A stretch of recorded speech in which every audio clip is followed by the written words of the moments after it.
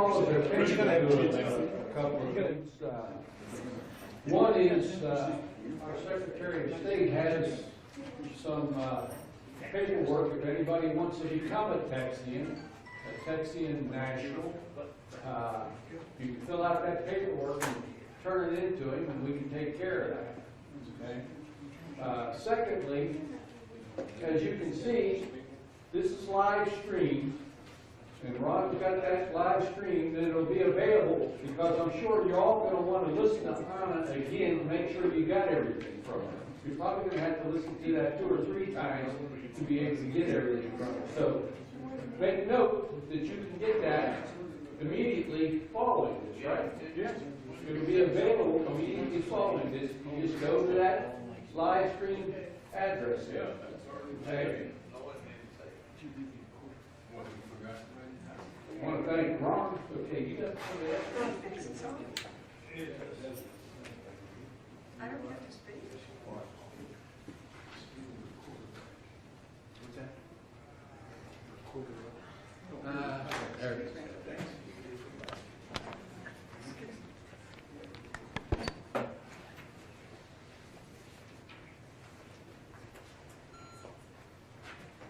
Yes, did you forget about it? I just reminded him. Yeah.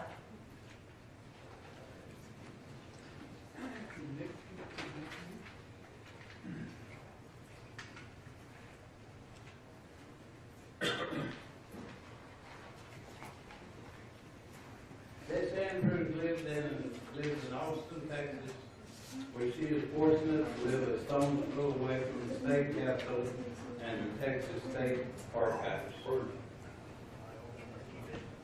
During her reemergence of the current Republic of Texas, the return has her with pulling on the necessary documents from the archives to be used as fundamental materials for the legality of the Republic of Texas. Dr. Andrews holds a PhD in constitutional study and law.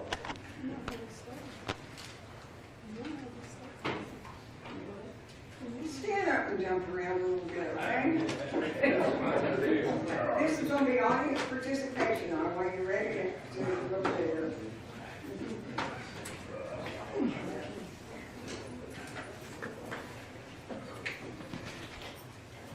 Are you doing jumping jacks and all that stuff, getting the circulation? Come on, let's see some movement here. Man, if there's anything I can't stand, it's just sedentary folks. Okay. I approached this thing from a totally different angle, and so you'll see that immediately. My son and I were riding in the car a month or so ago, and this congressperson was on the radio and said, I never pay any attention to history. I never look at history. And we go, he has a doctorate in history. I mean, you know, if we don't know history, what are we doomed to do? Repeat it. Okay, so I always knew something was wrong with this country and whatever passes for a government. And it's taken me a long time to figure it out. But I have an advantage. This, you can't see it, it has always been my Bible. Always. I read this every night before I went to sleep as a teenager. This is the Declaration of Independence. I don't care that much about the Constitution because that's not my document. This is my document. This is your document. This is the one that applies to us. And this is the original. I bring this book because it's the United States Code, and Anna mentioned that sometimes the Articles of Confederation are said to be extinct. This has the 4 organic documents of the United States, and that of America. And that is the Declaration of Independence, the People's Document, the Articles of Confederation, the Northwest Ordinance, and the Constitution of the United States, the original one, okay? So this one says that we are endowed by our Creator with unalienable rights. That among those rights are life, liberty, and the pursuit of happiness. Thomas Jefferson wanted to put property, because this is all about property. This is the first land on earth that people were able to own property. Up till then, it was always monarchies or whatever. This is the first place that we had the right to own property. And that's what the Declaration of Independence was about. That's what the War of Independence was about. And those are the rights that they won for us. Now, have we kept those rights? Oh, wait a minute, I forgot about it. We may institute among men a government for one purpose. That is to protect our property and us. Do we have a government?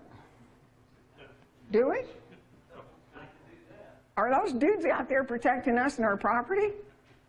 What are they doing? They're trying to take away your property. Is that a government? So what does this document say? What do we do about that? We can replace it. We replace the bums. We throw them out. When they don't protect us and our property, we throw them out. And we have a way to do that. We just have never utilized it. I read Vattel's, when I first started wondering what was going on, actually it's when I got involved with y'all, I read Vattel's Law of Nations to see what international law says, because one of the things in the Constitution is that they cannot violate the Law of Nations. So the Law of Nations obviously comes before any Constitution or anything else. So they have to abide by that. So I read Vattel's Law of Nations about one country or one side taking over another country and what happens. Let's say that, oh, you've got the North and the South, and the North wants to take over the South, which is impossible because this was never a civil war. Let's use something else. Let's say that you got a bunch of folks that rise up in a nation and they don't like their leaders, so they declare war on them. And they get into a fist fight and have a war. And the one that wins is the one that gets to set the policy, make the history, and do all the other things. You agreed? Okay. All right. So one of the things about that power taking over and maintaining its position of power is once a year, they have to keep the people apprised of what it is they're doing and how they're exercising their power. Now, this is 2018. Has anybody told you in the government what it is they're doing? Or the perceived government, what it is they're doing? Oh, yeah, they have. Oh, yeah, they have. I heard it mentioned earlier that there was something about the president declared an emergency. Does that every year, you say? Oh, gee. So you think this government, excuse me, I can't call it this. Okay, when I use the word government, I mean the thieves. I don't mean our government, the one that we instituted among men. I would like a government that protects us and our property. I'm sure you would too. So when I say the government, I use the term loosely. You're calling them the real government, Ron? That's the one I want, the one that protects us and our property and does nothing else. Think about it. Thank God these people only meet every 2 years here in Texas, but when they do, what do they do? Do they get up there and say, how can I protect my constituents' property this year? What do? They start making laws, right? Don't we have it? Isn't this law enough?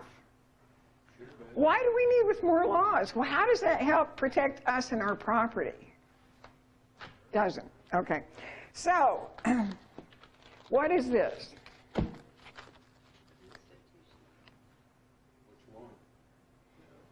Oh, I got a bunch of them here. Oh, I have a whole bunch of them here. I mean, each of these is different from the other because they're all different years. I kind of collect them. So if I open this one in 1986 and try to see what it says about now, not even close. Totally different. Totally different. Corporate charter can't revise a constitution. And that sucker has been revised and revised and revised and revised. Just I'm dealing with somebody on a home equity. And you know, they couldn't have home equity loans in Texas for a long time, and then they opened up the floodgates. And they put it in Article 16, Section 50, and it goes on and on and on. And it has certain conditions, and one of them was you cannot get a home equity loan on a property that is declared to be agricultural or pays an agricultural tax. And that protects the farms and the farmers. And they've had a lot of mortgages that have been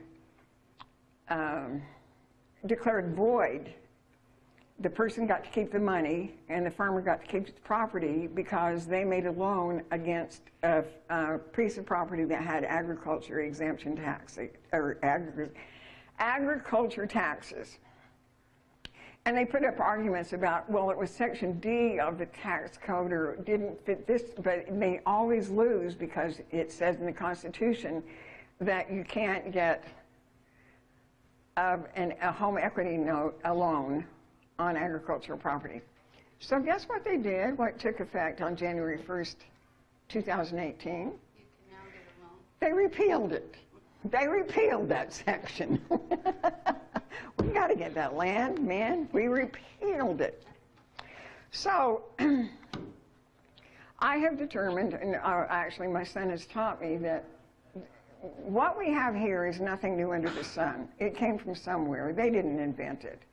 So we have to go back further in history to see where this came from. Well, let's go to Rome. What do you say? Is that a good place to start? Okay. Here's what the Romans did. When the Romans set its sight on someone else or some other country to take, first they sent the Roman army in to listen to the folks. They went among the folks in the land they were going to take over. Let's call it Oz. They listened to the Ozinians, and they heard what the Ozinians believed, because we are all products of our belief.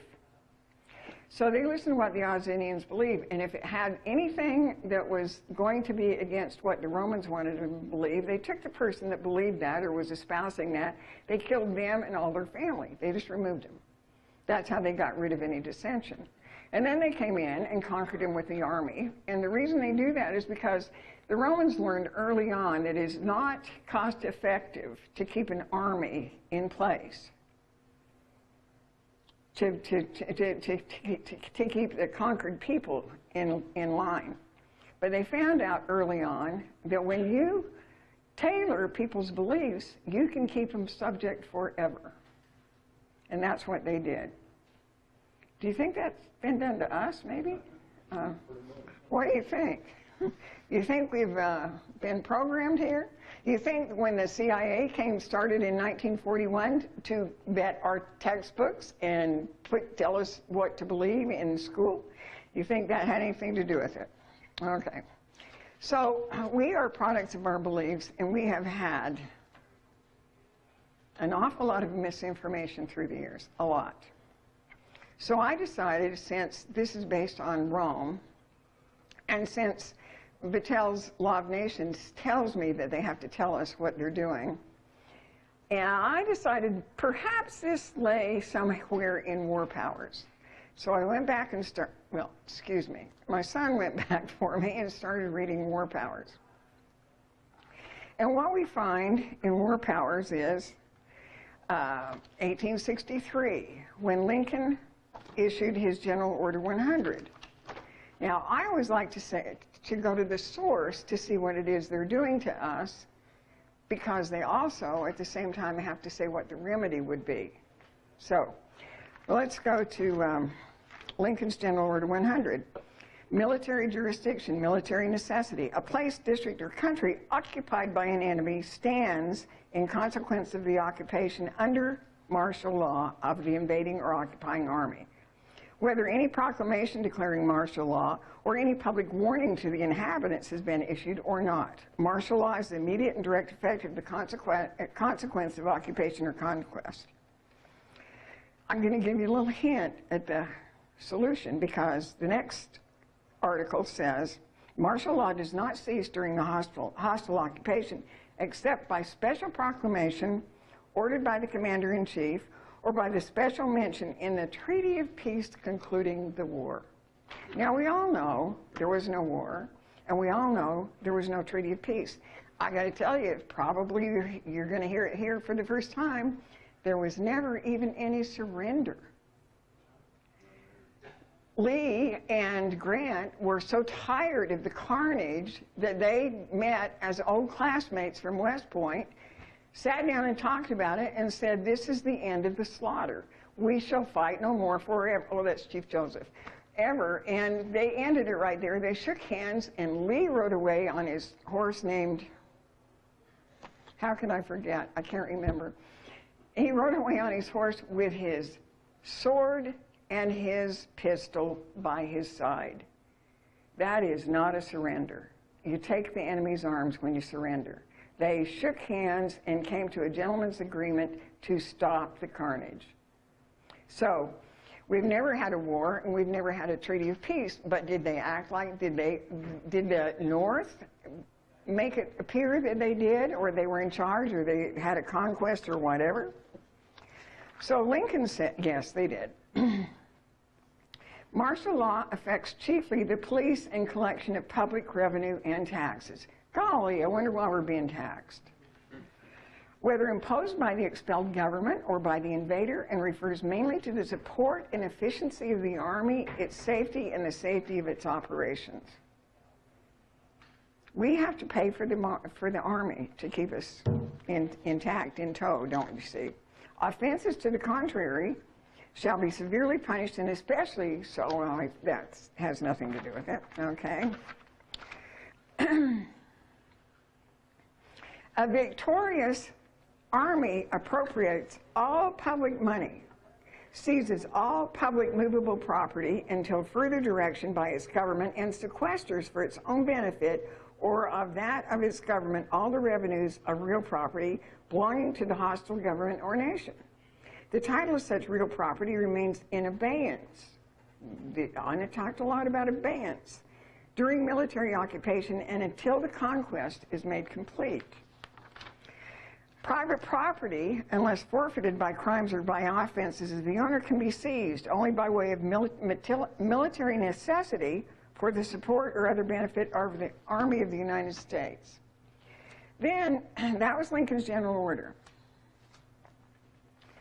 After, I think the reason, I'm pretty sure, I mean, although I think Lincoln was the biggest ogre that ever happened, Lenin said that long after people have forgotten Lenin's name, they will be erecting statues to Lincoln because, did I say, I deal with statutes every day, did I say statue or statue?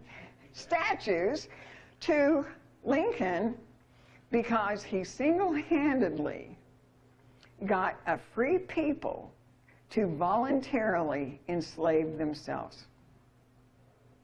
Now, Lincoln obviously read a whole lot of Roman history in order to do that.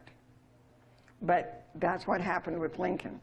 So then I think Lincoln had a change of heart because this was in the works a long time. It took the international bankers a long time before they could get a president that would go along with all this baloney. Lincoln was the most successful corporate lawyer in the United States. Attorney, I guess. Lawyer is one that knows the law. Attorney is one that turns. In the United States when he became president. He wasn't supposed to be the president, but that's the way the convention went. The dude that was supposed to be president left and went to England to get instructions from his master. In the meantime, Lincoln had a very persuasive campaign manager, and he got the nomination. Now, the South says he gets the nomination, we're not going to come back, we're seceding. And he got the nomination, and they didn't show up on the first Monday in December of 1860, and that was the end of the Congress. We haven't had a Congress since. But I believe Lincoln was going to, and the reason for all that was that this war was about property, We don't have the right to own it, and somebody else wanted it. So Lincoln, I think, was going to not sign the Reconstruction Acts. I think it was going to push him through, because the Reconstruction Acts were the thing that took our property. So I think Lincoln was assassinated, and then Johnson said, hell no, I don't want the Reconstruction Acts. Johnson even put out a proclamation for Thanksgiving because we finally have peace on the land, is what he put out a proclamation for. And so they impeached him quickly. So they impeached Johnson, and by the end of his impeachment, hanging on by one hair of his chinny chin chin, he signed the Reconstruction Acts. He didn't fight him anymore. So, you know, I think that may be called coercion in this day and age. I have no idea, but I think it worked. So Johnson signed the Reconstruction Acts. Now, the Reconstruction Acts, you got to always look at these things in the statutes at large when you do any research. Reconstruction Acts, right here, 1887, they're about, it's not very big, but this is the thing that laid the military law on the land. And I wrote to the Library of Congress and said, have the Reconstruction Acts ever been repealed? And they said they can find no evidence that they have ever been repealed. So they're still on the land, okay? So that was okay. Then we got to have a justification for this military conquest. So we've got a Solicitor General named William Whiting under Lincoln. He's a Solicitor General. So he writes this book called War Powers Under the Constitution of the United States, Military Arrests, Reconstruction, and Military Government. Okay? He writes this tome and justifies what they do. William Whiting says, much like Lincoln, actually it's just a furtherance of Lincoln's General Order 100. It has been held by the Supreme Court that the laws, whether in writing or evidenced by the usage and customs of the conquered or ceded country, continue in force until altered by the new sovereign. So they didn't rewrite the laws, this new sovereign called military powers. The local laws of a conquered country, bear in mind that the second printing of William Whiting's book was in 1871. We're talking all about belligerents. That would be us, the South. We're talking about belligerents and how wrong we were and about the enemies and all that stuff, okay? So 1871, hadn't they all come back in by 1867? Hadn't the military, the Reconstruction Acts itself, when they went into the southern states and raped and pillaged and burned until they capitulated to the 14th Amendment, hadn't they all come in by 1871? What did I say, 1871? Yeah, they had. So there weren't any belligerents anymore yet. Whiting continues to honor his original words that he wrote before they had all come back into the Union. The local laws of a conquered country may be changed not only by the lawmaking power of the conquering country, but by virtue of belligerent rights of the conqueror. So they can do pretty much the local laws of a conquered country of which our army holds military occupation have no force or effect whatever except by our permission. Now let's go back to Rome. Remember I talked about those soldiers being in those states and raping and pillaging and plundering until the people capitulated to their will, remember? You remember all that, right? When they went out, what did they leave the people with? What kind of belief did they leave the people with? What did the people believe at that point? If we don't do what they say, they're going to come back and chop our ass, right? That's what they said. So they were cowed into the belief that somebody was bigger and stronger and more powerful from them. And they left the army in those states long enough to give those people that belief. So now they were really, truly the belief of a conquered country. It has been asserted that the municipal laws of a belligerent territory remain in force propria vigor until altered by military orders. But although such laws may have been tacitly adopted or the enforcement thereof may have been permitted, it is not because these laws retained any validity propria vigor. Their only validity was derived from the tacit or express sanction and adoption thereof by the will of the commander-in-chief of the invading army. Now, why is it when we elect a president, you see the results on election evening and all that stuff? Do they talk about presidents or do they talk about commander-in-chief? Commander-in-chief. And commander-in-chief, is that commander-in-chief of us or the army? Should be only the military, shouldn't it? Yet, we embrace him. I mean, you know, today, by the way, every one of us is a war criminal. Our commander-in-chief made a strike on a country with which a sovereign nation with which we are not at war. That's a war crime. And it is us. Every one of us. Because the people outside this country make no designations between the government and us. When we go traveling somewhere outside this nation, we are hated. And I am. Hey, that's why when I'm outside this nation, ich spreche Deutsch. So we're called alien enemies. Now, William Whiting in his book does say there are two kinds of folks that are exempt from military rule. Anybody have a clue what kind of folks those would be? Well, there's a hint in the 1040 IRS booklet if you've ever read it. Anybody ever read it? No wonder you paid taxes. Are you crazy? If you'd read the damn booklet, you would never have gone further than line 21. I mean, come on. So it says in the instruction booklet that this applies to, this volunteering applies to everything except non-resident aliens. Non-resident aliens are exempt from filling out that form. William Whiting says aliens are exempt from military rule. Das ist warum ich spreche Deutsch. I'm definitely an alien. So alien and military. Well, Scalia did not like the religious acts. We have, what is it? Religious Freedom Act. And a Religious Land and Institutionalized Persons Act.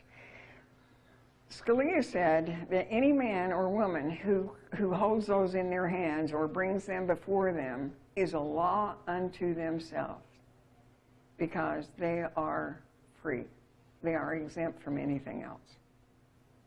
So when we actually don't even have to have two of them. In Texas, we have the Texas Civil Practice and Remedies Code, Chapter 110. Anytime you go anywhere that sucker precedes you, you put in, file it in your county courthouse, say, all my actions are pursuant to Civil Texas and Practice and Remedies Code, Chapter 110, because that gives you religious freedom, and you're not subject to all this junk.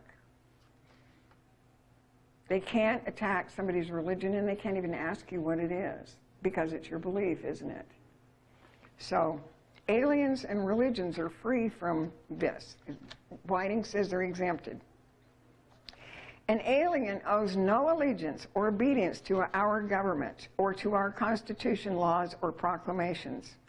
A citizen subject is bound to obey them all. I guess you know what you are now, don't you? How many are citizens? How many? Come on, get those hands. Oh, we see a citizen. How many are aliens? All right, how many have religious convictions? Okay, I pronounce you free. And I haven't paid any taxes since 1985. I can beat you.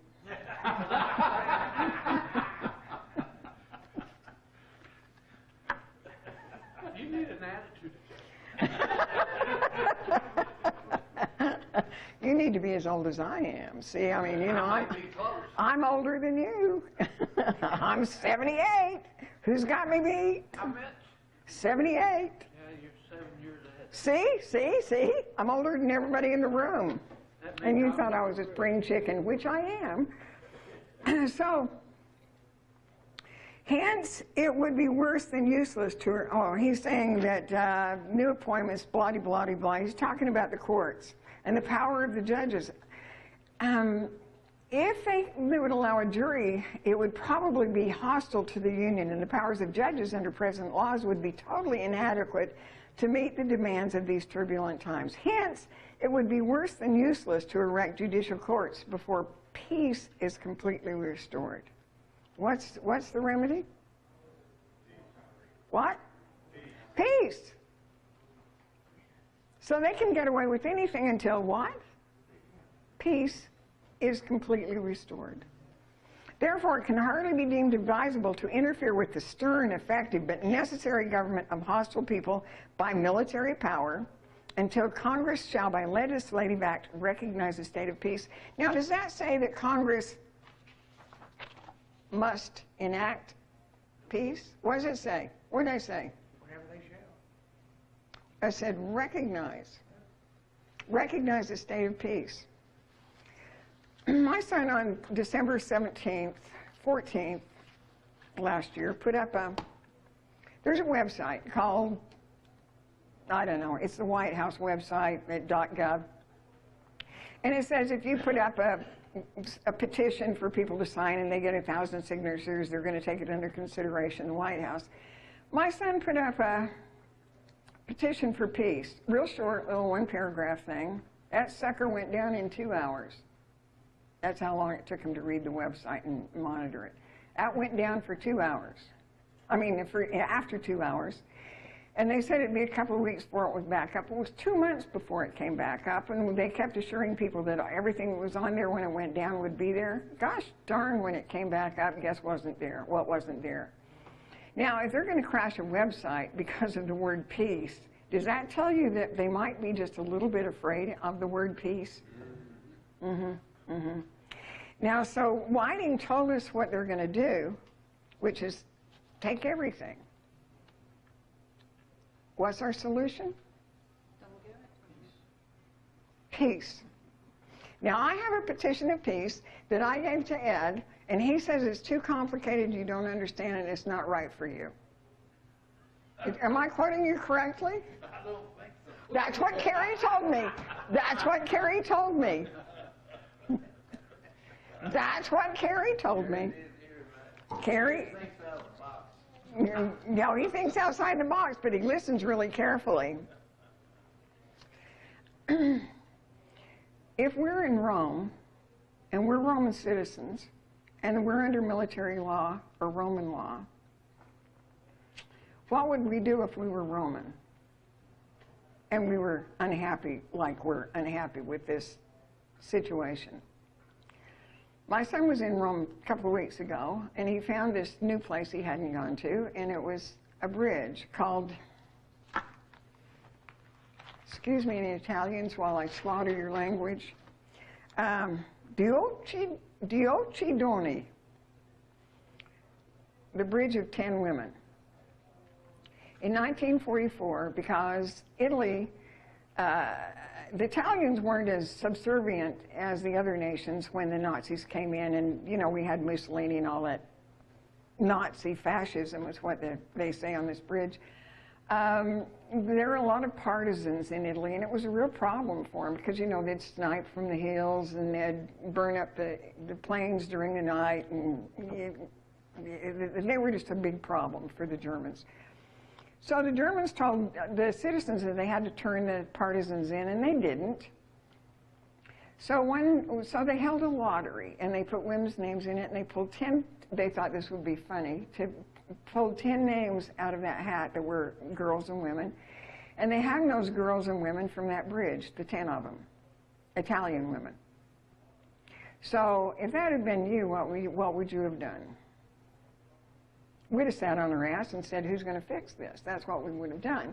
So what did the Romans do? We're talking Romans, and Romans have a different, I mean, they've been at this for a long time, and the Romans themselves, they're pretty fierce people. So the Romans went to the German Caserna, where the soldiers were, and they rounded them all up, and they herded them down to the Tiber, and they killed them and threw them in the Tiber, under the bridge where those women had hung.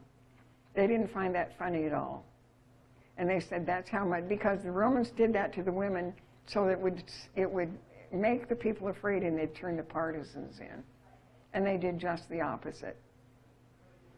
We don't have a whole lot of Roman in us. I mean, I can tell that right away. But because we don't rise up and rebel.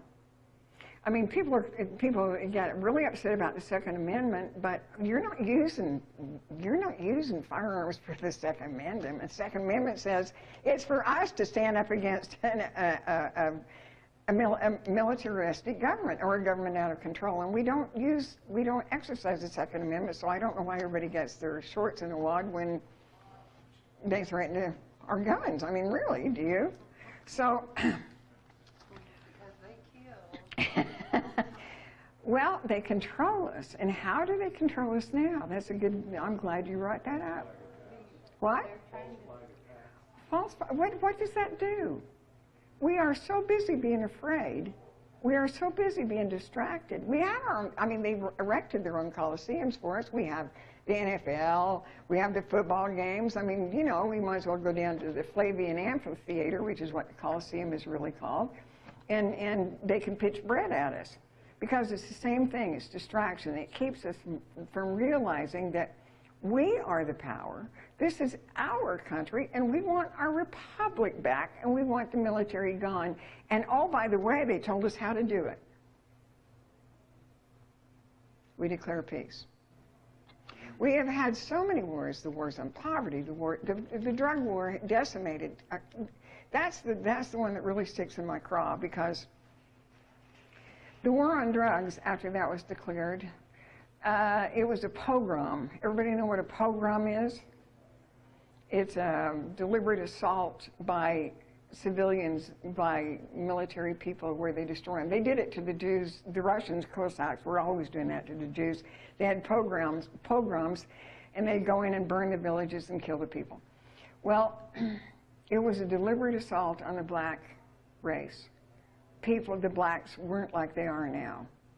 But when you go in and you pick up a guy in New York for having a doobie, and you give him life sentence because he's black, and his family never sees him again, that means his mother, his kids, his father, his aunts, uncles never see that man again, and they never have the benefit of that man's wisdom or presence. That's what they did. They used the war on drugs to decimate the black community. And it worked. I mean, we got a bunch of rappers and God knows what now, but they're not the same people they were you cannot take a man out of a society. You can't do it. We need men. We need women. We need both of us. But when they absolutely take all the males out and leave these people to rot, of course they go on welfare. What are they supposed to do? Their bread earner went away. Of course they get herded to the projects where they treat them like rats. I mean, and then what would you do if you were confined in a project for a while? You'd come out probably spouting rap and swearing, you know, like they do. But it decimated the black race and made them into something that I don't recognize. And that's me. That hurts my heart, because they're Americans too. So they have divided us. They've done everything in the world, but they have every right to do it because Whiting says they can. And this is available, download, by the way.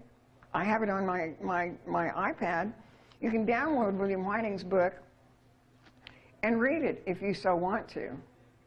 But, I mean, you don't even have to buy it. It's long and laborious, and you will absolutely scream when you read that book.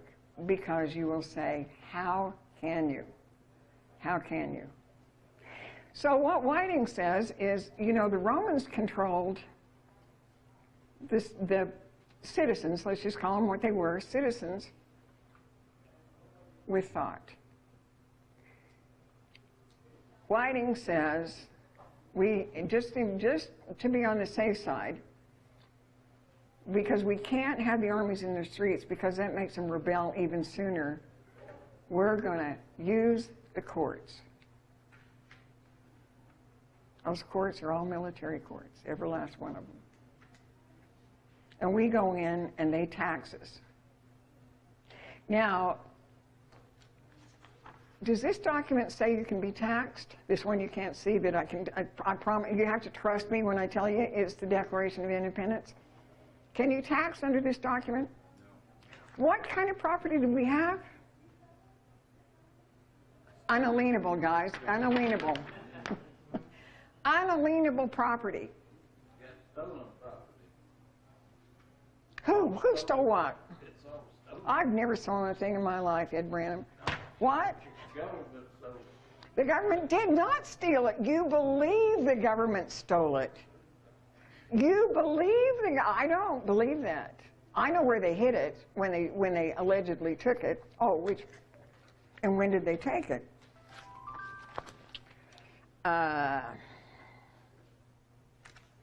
1933, I can tell you when they took it. Emergency Banking Act, 1933, and they said you can't hold any gold or anything. Now, Whiting said, or Lincoln, both of them actually said they were going to take our money away from us. Did they?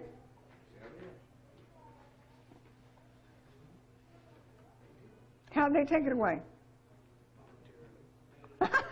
Voluntarily. Good one. Oh, voluntarily. No, we didn't. Everybody blames the Federal Reserve. Here's a little something they did. I digress, but I'm going to take this little digression because there's only one thing here that I'm here to talk about, and that's the solution, and that's peace, because that is the do-all, end-all, and it comes down overnight. And I can tell you from being in Berlin on that fateful night when they opened Checkpoint Charlie that everything changes in a heartbeat, in an instant.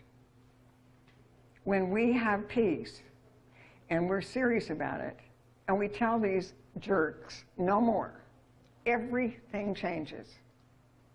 Everything. It goes back to this, because they have no justification to hold us. Well, now I forgot what I was going to tell you before I digressed. Oh, this. Money, okay.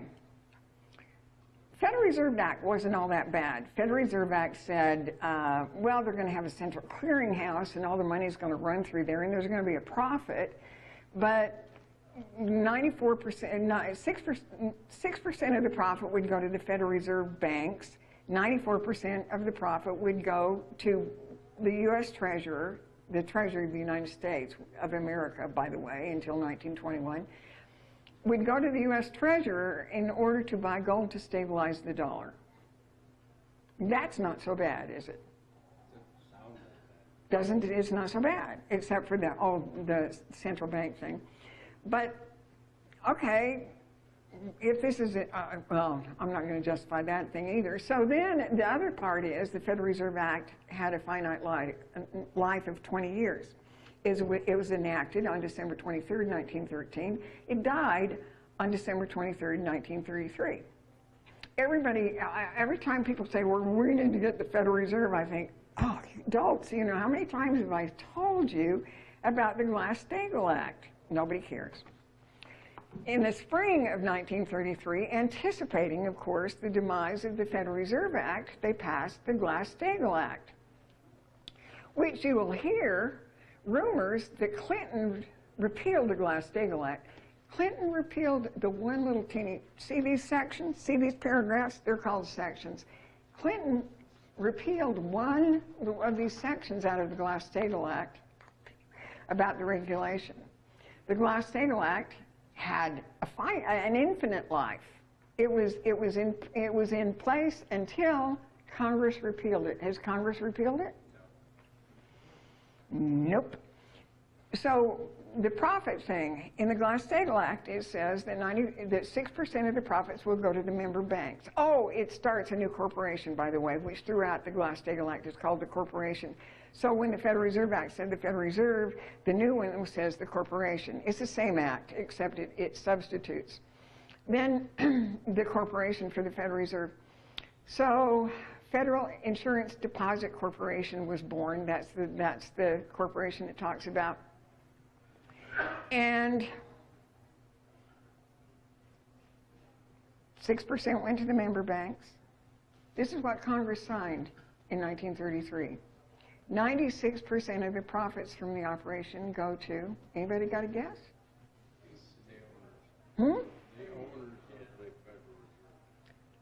The Federal Reserve.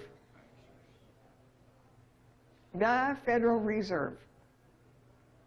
That's Mr. Rothschild, Baron Rothschild and his pals. The Federal Reserve. So now, at that time, we had silver certificates.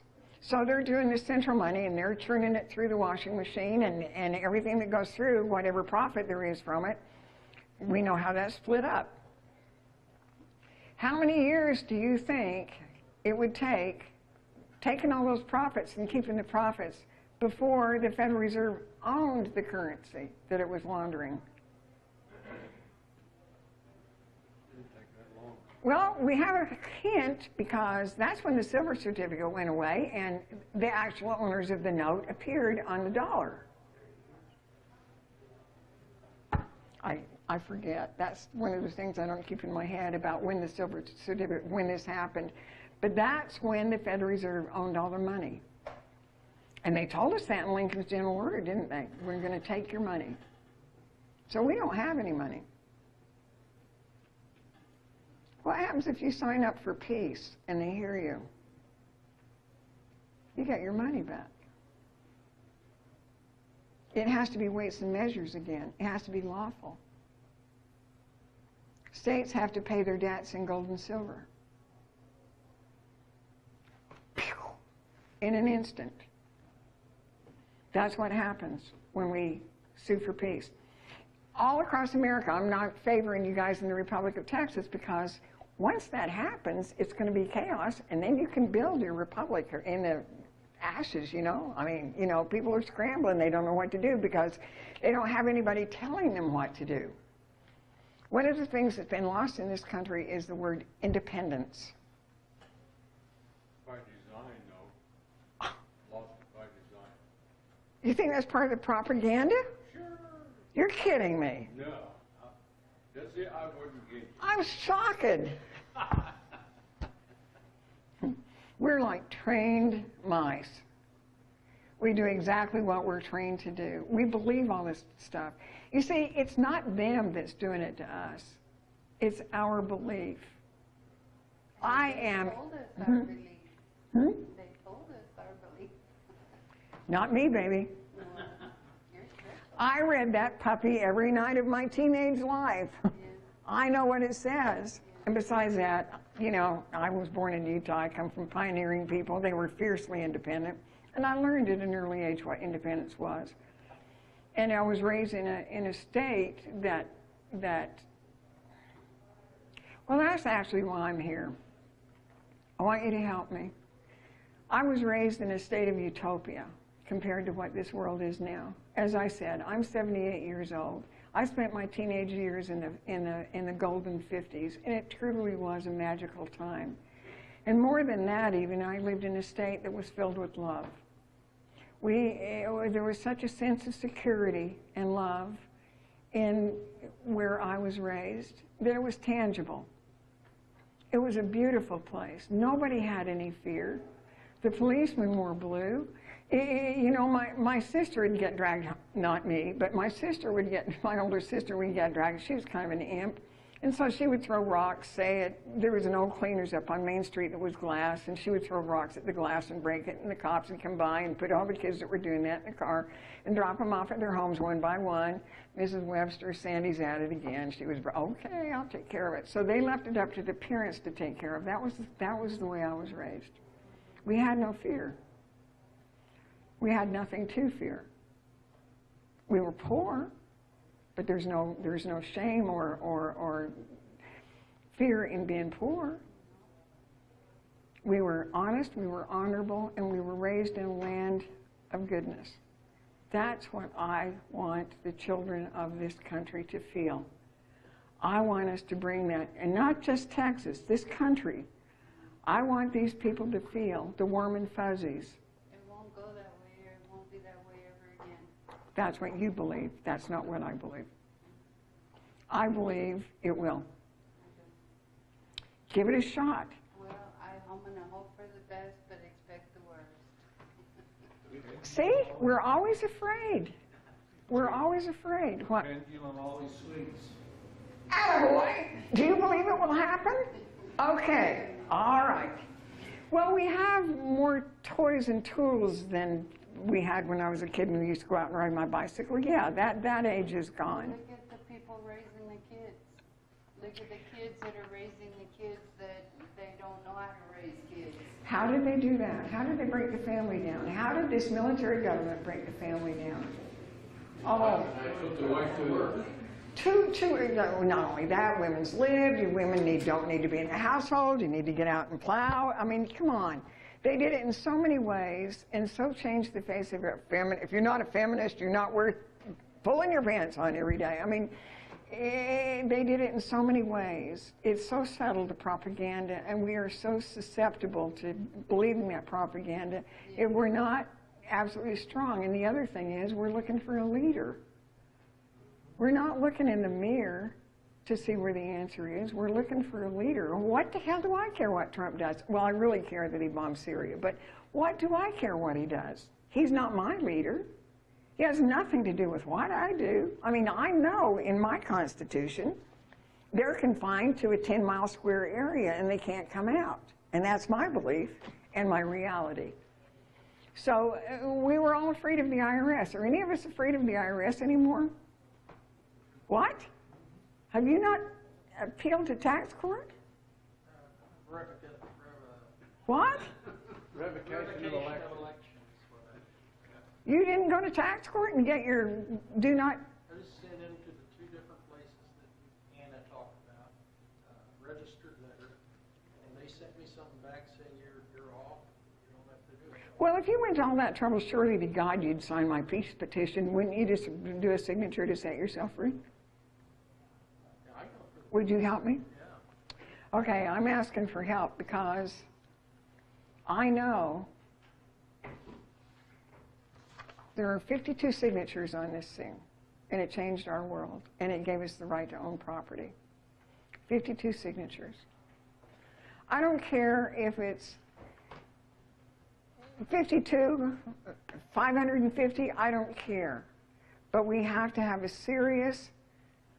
we have to show a serious effort that enough people, and how much, I think 1,000 is enough, quite frankly, but I want more.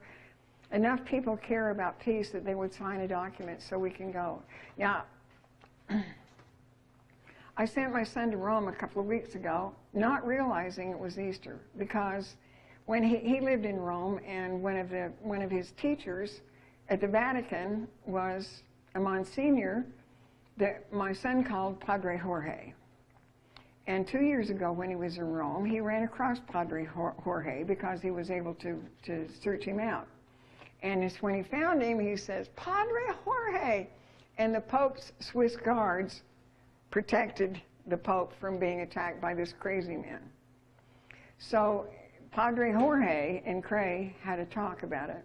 And the Pope said that he would be more than happy to embrace a peace declaration from the American people. And that he would have his Secretary of State sign off onto it to get it to him. I would like to be able to send, and so I sent Cray because I just had a feeling that this was the time. So I sent Cray over there, and he called me and he said, do you know it's Easter this weekend? I can't even find a priest, much less a pope. I mean, there was nobody on the streets. It was Easter, the big mass celebration of their religion. I mean, who'd have thought it? There are other countries that will back us. there are other countries that will give us recognition even if our own country doesn't right away. And our own country would fear peace as much as we used to fear the IRS. It's a word they don't want to hear. It's a concept they don't want to embrace, and it will set us all free. So I just need peace proclamations, signed declarations. Can I ask a question? No! Please. This is a tirade. What you want to know? I'll sign the petition. I'll be the first one to sign it. I want to know what's going to happen. They can't read your signature. I'm not asking you to print your name. I don't print. I don't print. But what's going to happen if your peace thing doesn't work? It's going to be like when we went to school, and you tell the bully, don't do that again, and he does it, black and white. No, we're not asking for them. We're making a declaration of peace. What happened here? They had to go to war over it. Do you think we will?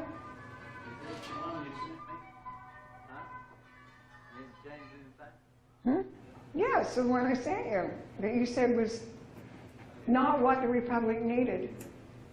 No, I did not.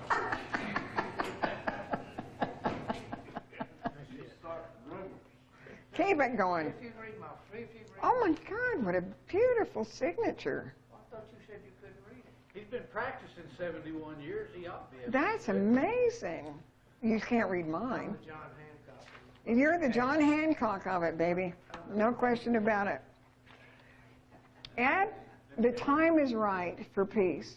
Let me have you blue ink. We lose nothing if it doesn't work. We gain everything if it does. It doesn't cost you a dime. You don't have to do anything more than that. 200 million signatures would be a whole lot better, right? 200 signatures would be great. Put it on Facebook. Get other people to sign it. Get it from Ed. Put it out there. I'll give Ed an address where the people, if they want to sign it, can send it.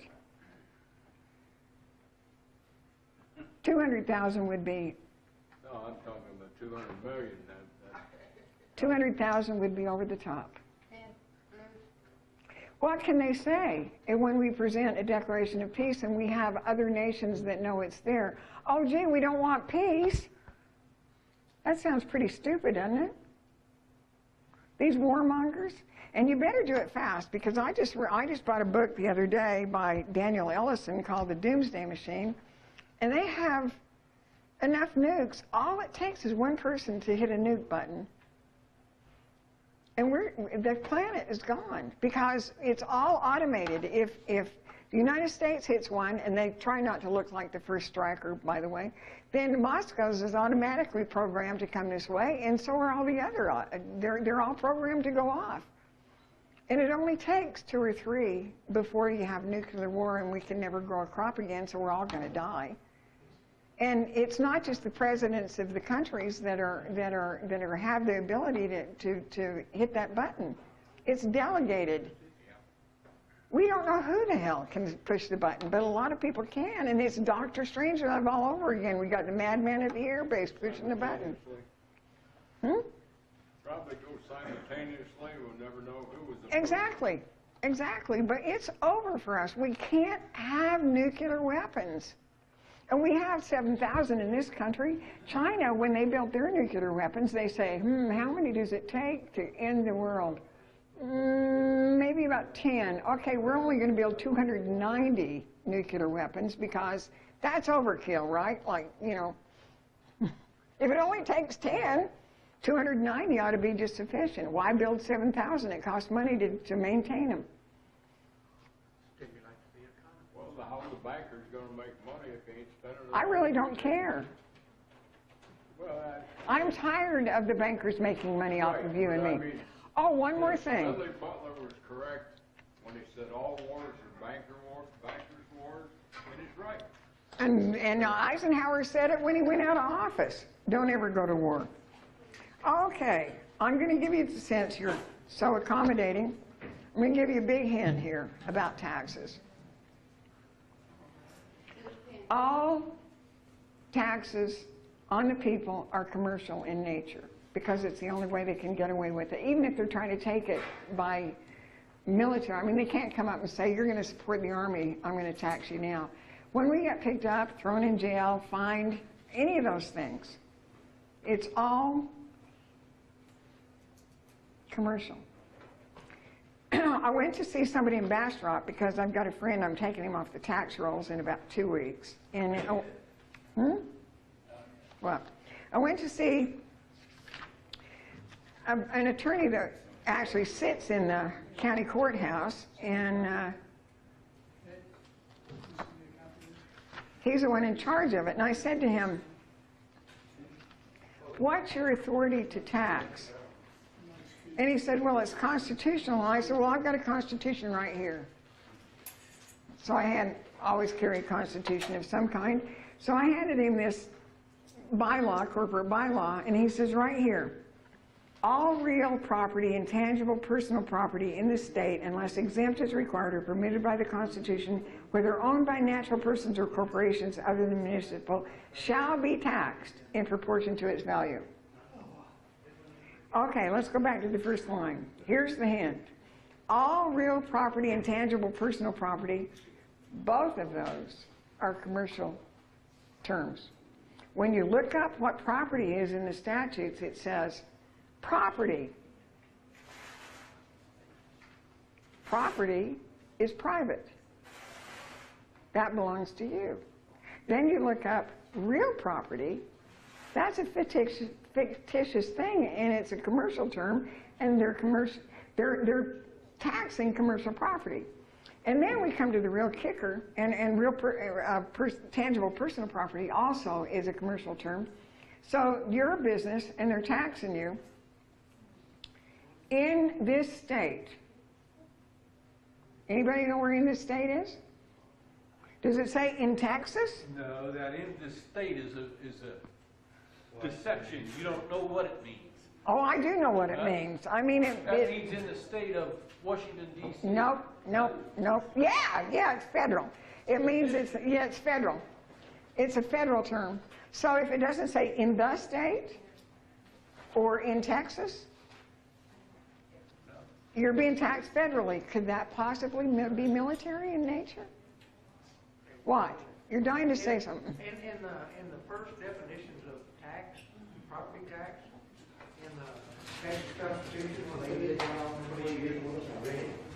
The first two legislatures that met defined property tax, ad valorem tax. It's on banks, railroads, corporations. No. And after that, that's the only definition. No, you're wrong. It wasn't in the Constitution, but you're absolutely... It's in the taxing authority. Right. I went back and researched it to the beginning, and in 1876, they passed the Property Tax Act, and it said it applies to bankers, and corporations. Yeah. So it's but see, even then they can't tax ad valorem because a tax is on the net profit of a business. So they don't have you fill out an assessment, so they don't know how much money you made. How much money did your house make last year? Well, then I guess it's not taxable because you had zero profit, so I guess the percentage of taxes would be zero. We fall for the stupidest things. We believe when we get that tax thing and it doesn't even have a dollar sign on it, that we're supposed to pay in dollars. Yeah, that's right. You pay them in beans. Yeah. I mean, we have been so, the propaganda in this country has been so effective that, like Lenin said, Lincoln laid down the path for us to voluntarily enslave ourselves. All the things that they said in that book, Whiting said in his book, is in the Field Manual 53, right after second, every bit of it. Somebody got to close. Got to have that military power, don't you? That's just what they did. What? Questions? What did you say? I was wondering, people are milling around, picking up stuff. Is somebody going to close the meeting? I'm through. Excuse me? You said it's closed already? Amen. Goodbye. What's going on here? The meeting itself is taking longer than it was. Oh, Everybody signed this that's going to? Everybody signed it. Yeah, I think you, how many signatures you got on there? I don't know. Promote, I want you guys to stop dinking with this other stuff and start promoting peace. We want to change, don't we? Did you not sign it, Ed? I didn't sign He it. did. Well then, Did you get oh, okay, I've got it. I've got it. All right. And one, Atta girl, you keep track of them for me. Who in their right mind would be against peace? Hey, that's my argument. And it's real easy. You don't have to send in forms or anything. So what did Mr. Trump do? He bombed Syria, 100 missiles last night. Yep. Yep. You gotta keep the emergency war powers going. We have emergency war powers. We're in the middle of, which war are we in now? We still have the war on drugs. War on terror.